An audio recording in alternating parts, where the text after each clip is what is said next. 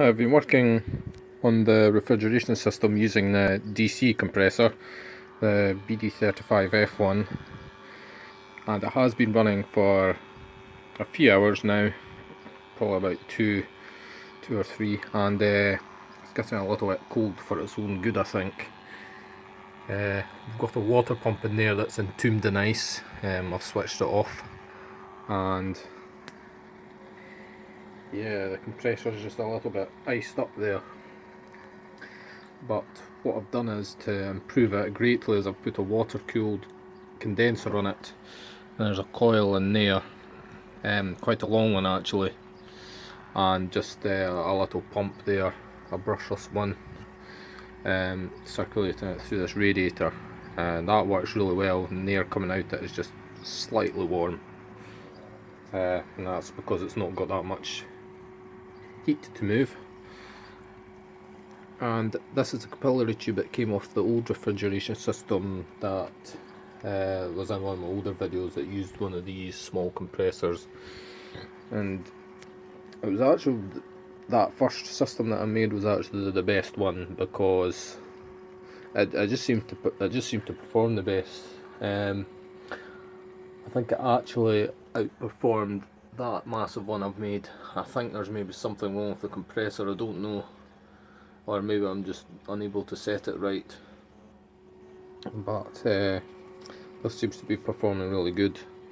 I'll probably change out the evaporator for one that's maybe a very large flat coil, and I'll use it to keep either a large amount of water frozen solid, or I'll use it to chill a large amount of antifreeze. Probably water is a better idea because it's cheaper and doesn't really do much harm if you spill it. Another unusual thing now that I've changed out the capillary tube is the pressures when the system isn't running are much higher. When I had the gauges on, it was up about, when it wasn't switched on, it was about it was actually 75 psi.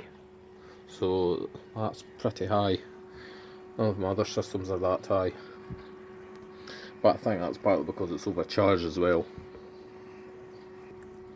And it's not R1T4A in it, it's actually a mixture of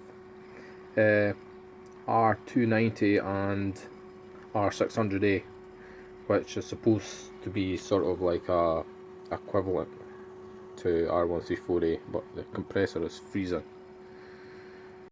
But now I've got the compressor running pretty much as slow as I can possibly get it to go to. It's only doing 27 watts just now, and I'll consume about 70 to 80 watts at full power when it's just got water in it without any ice.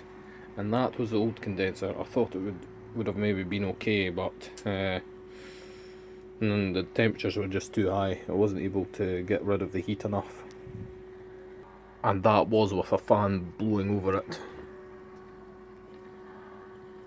But I think the thing with this capillary tube is it's maybe not all that restrictive, and it lets a lot of refrigerant through, because the old compressor that I was using with it, it was freezing up as well. So I'm not really sure why that is.